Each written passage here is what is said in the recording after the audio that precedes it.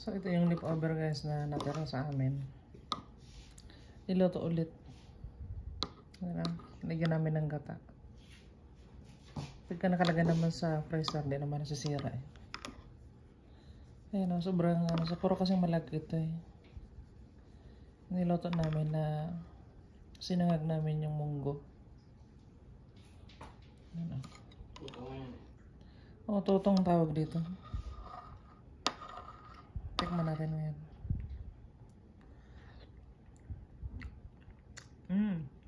Lalo sumarap.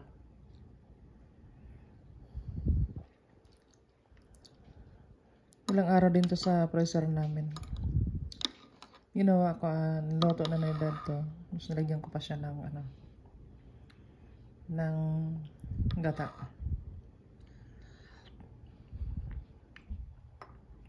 Ang sarap. Kain tayo guys.